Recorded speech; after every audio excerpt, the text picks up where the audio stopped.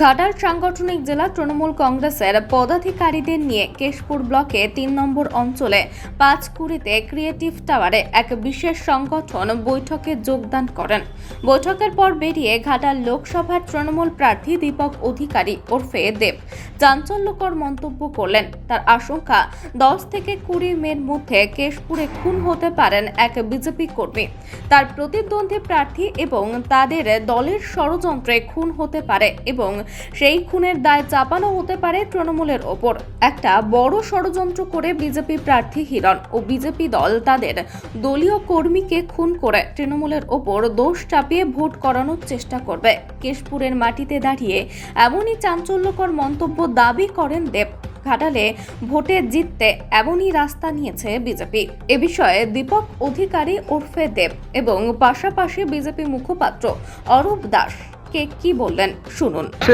Hiran BJP প্রার্থী তিনি কিন্তু পুলিশকে ধমকি দিচ্ছেন, বলছে জেতার পরে কিন্তু আমি দেখে নেবো আমার পিছনে পিছনে ঘুরতে হবে। আমাদের কাছে যা খবর এসছে এখন বিজেপি যিনি প্রার্থী এবং বিজেপি দল যেভাবে ঘাটাল লোকসভা কেন্দ্র জেতার জন্য লেগে পড়ে রেখেছে, আমাদের কাছে খবর আছে কি কেশপুরে তারা কোনো একটা ষড়যন্ত্র করে নিজেদের লোককে মেরে তার দোষগুলো আমাদের লোককে দিয়ে এবং একটা অশান্তি সৃষ্টি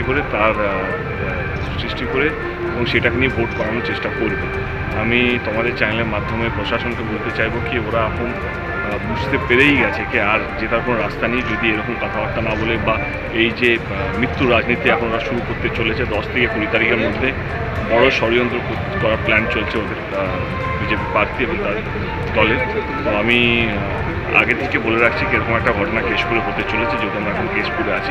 আমি কেশপুরে 10 বছর ধরে শান্তি রেখেছি, কেশপুরের মানুষকে ভালো রাখার চেষ্টা করেছি এবং জেতার জন্য বিজেপি দল এবং তার প্রার্থী যেভাবে উঠে পড়ে লেগেছে, যেভাবে সন্ত্রাস করার চেষ্টা করবে, তো সেটার জন্য আমি আগাম জানিয়ে রাখলাম চ্যানেলের মাধ্যমে, প্রেসের মাধ্যমে প্রশাসনের কাছে এবং ইলেকশন কমিশনের কাছে।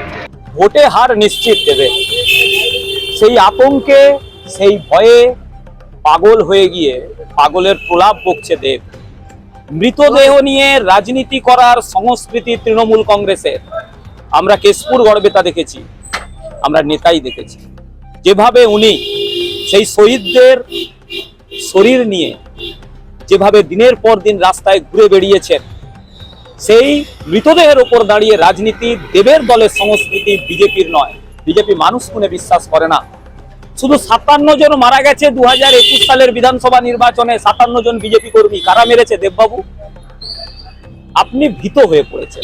আপনি হিরণের প্রচারের কাছে, হিরণের জনপ্রিয়তার কাছে আর আপনার ব্যর্থতার কাছে আপনি ভীত হয়ে পড়েছেন। তাই আজকে এই অপবাদ দিচ্ছেন।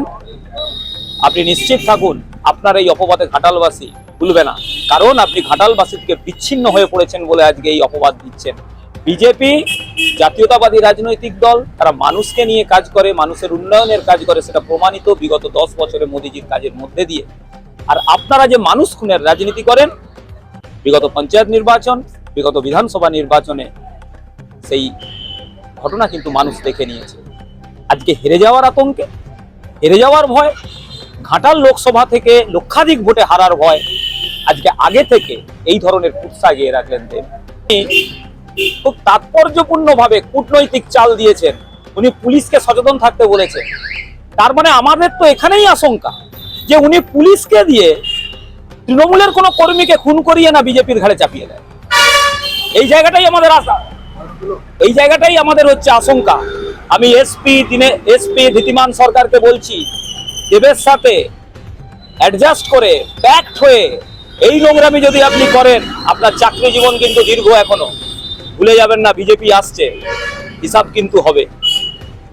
কেশপুর থেকে শেখ ফারিসের রিপোর্ট, বিগ নিউজ।